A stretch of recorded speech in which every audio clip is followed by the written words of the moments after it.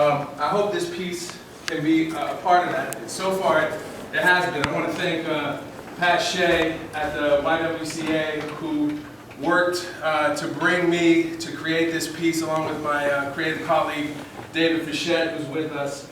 We created and filmed this piece and put it online about 2 months ago, and it's had about 7 million views.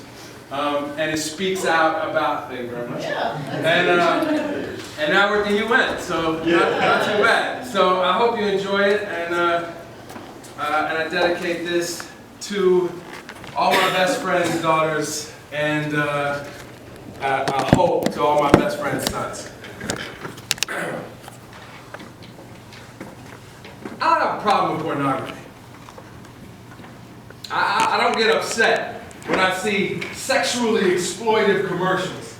In fact, those are usually my favorite ones. I mean, I don't know what her legs have to do with my hamburger, but I am in the drive-thru the very next day.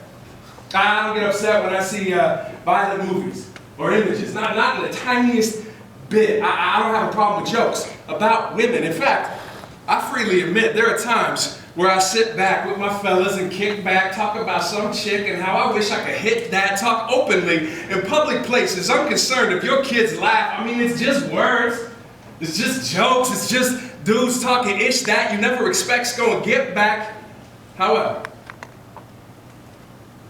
I do have a problem with violence and cruelty and rape and abuse. And even if we know it's just me, it's just you, it's just a few harmless jokes between me and my dudes, it still perpetuates a culture where it's easy to confuse the link between the jokes and the bruise, between her getting choked and what's just jokes between dudes. And if there is a connection between the things that I don't have a problem with and the things that I do,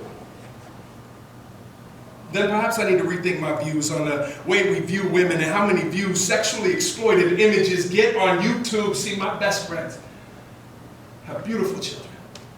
And if what I have to do to keep their daughters from getting raped or harassed or abused is choose to accept domestic violence as a man's issue too, then I'll do that. And if their sons grow to be like the men that they see, so it's on me to live like the men I want them to be, then I will do that too. And when they are of a certain age, I will tell them this story I heard when I was young about this village being terrorized by lions. See, every so often in this village, villagers would wake up to find their beds ransacked, bodies torn, and for some odd reason, the bodies were always female. Panicked, the men of the village, they started sleeping in shifts, to make sure at least one man was always watching. Despite that, the lions came.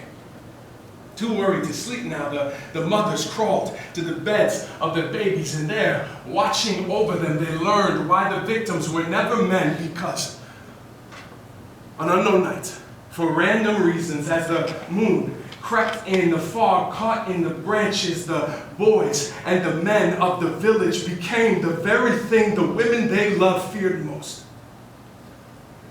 So when I was young, I thought that story was about lions. It's not. See, when we're children, the monsters are under the bed. When we are adults, the monsters have moved. They are inside us. They fight us. They climb in bed beside us. And so to stay safe from danger, we raise our girls to believe they must avoid it. And we raise our boys to believe they must be coming.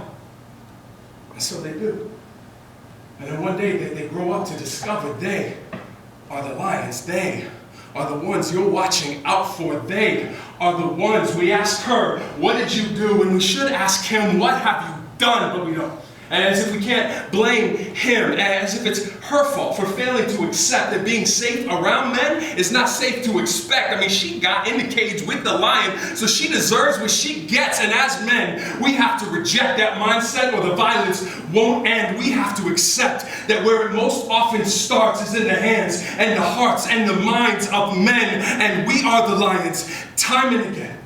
And if we aren't the lions, we are on their side, too often standing proudly in defense of the pride, perhaps afraid that if we stand with women against the lions, we will ourselves be devoured. And so, ironically, to prove we aren't cowards, we become cowards. To prove we aren't weak, we become weak. To prove we are become sheep, unwilling to do the one thing that must be done. Speak. And our silence, it chokes, as heavy as hands, it stings. In every black eye where men stand, violence lives or dies. And that is why to call this just a women's issue is a lie. We must be involved. This is a problem that cannot be solved with silence. We must speak. We must act. 1 in 5 women are raped by men. We must own that fact. 640,000 women and girls are trafficked for sex annually. We must own up to that. 3 women are murdered each day by men who say they love them. That fact is ours and ours alone. Domestic violence is ours to own. This is what we must understand. This violence ends where it starts, in the hands and the hearts and the minds of men, because we are the lions. Time and again,